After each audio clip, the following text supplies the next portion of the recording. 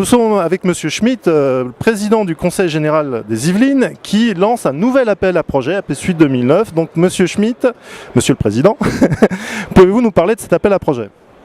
Alors oui, je profite de notre présence au Salon de Genève pour lancer donc ce nouvel appel à projet, le premier ayant été lancé donc l'année dernière et ce qui nous a permis aujourd'hui de présenter les 3 lauréats. Il y avait 40 postulants, 3 ont été retenus et vous avez les 3 ici sur le sol. Alors il y en avait 4, vous avez raison, à l'origine, mais 3 en définitive ont été à temps pour présenter leur prototype en quelque sorte au Salon de Genève, ce qui explique en effet qu'il n'y en a que 3 et pas 4. Voilà.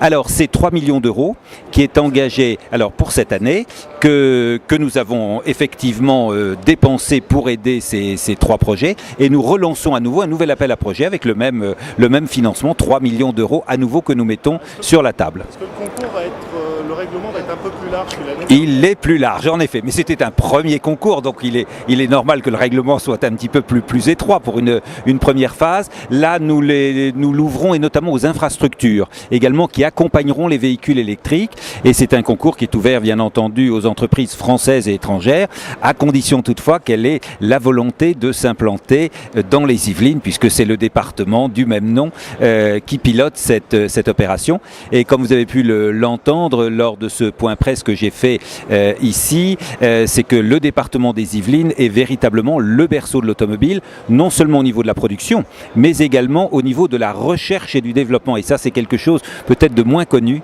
actuellement.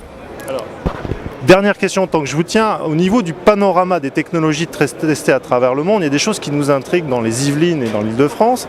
Carlos Ghosn, PDG de Nissan, pousse des voitures électriques 100% batterie via la Nissan Leaf.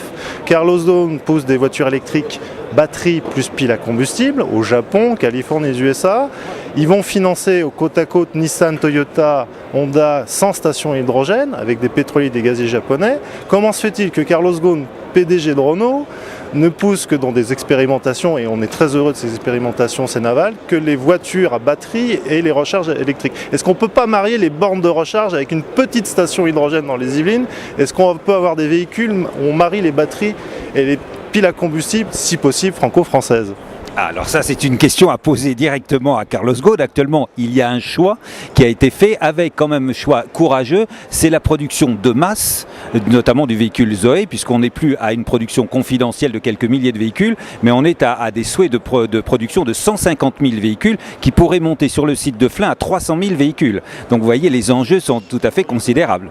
Mais un choix industriel comme il est accompagné au niveau R&D et démonstrateur oui, au Japon, oui. Comment se fait-il que politiquement, ce genre de technologie, contrairement au Japon, l'Allemagne, aux États-Unis, c'est pas favorisé? C'est un pari qui est assumé par les constructeurs. Ça, c'est à eux actuellement, c'est un choix qui a été fait. Rien en France et tout au Japon, en Allemagne. Ça, il faut que vous le lui demandiez directement. Moi, je ne fais qu'accompagner. La collectivité qui est la mienne ne peut qu'accompagner dans la limite de nos moyens. Elle ne prend pas de risque. Oui, bien sûr. Elle est accompagnée au niveau R&D de fonds de financement oui. administrateurs, elle y va. Là, le grand emprunt, le véhicule de futur, rien sur la pile à combustible. Le véhicule de futur doit avoir au moins des batteries et des piles à combustible. Est-ce que c'est pas plutôt un problème politique? Ah non, absolument pas. Non. En l'état actuel, c'est pas un problème politique au niveau qui est le mien. C'est-à-dire au niveau du département. C'est au niveau de la recherche et il faudrait que vous posiez éventuellement la question à notre députée yvelinoise qui est en charge du ministère de l'Enseignement et de la Recherche. Voilà. Madame Pécresse, voilà. Qui est d'ailleurs, qui a sa circonscription, dans le cœur de la circonscription est Vélizy. Donc vous voyez qu'elle est concernée au premier chef. Donc là, je pense que vous auriez quelqu'un de tout à fait compétent. Voilà. Merci. Monsieur le Président, merci. À très bientôt.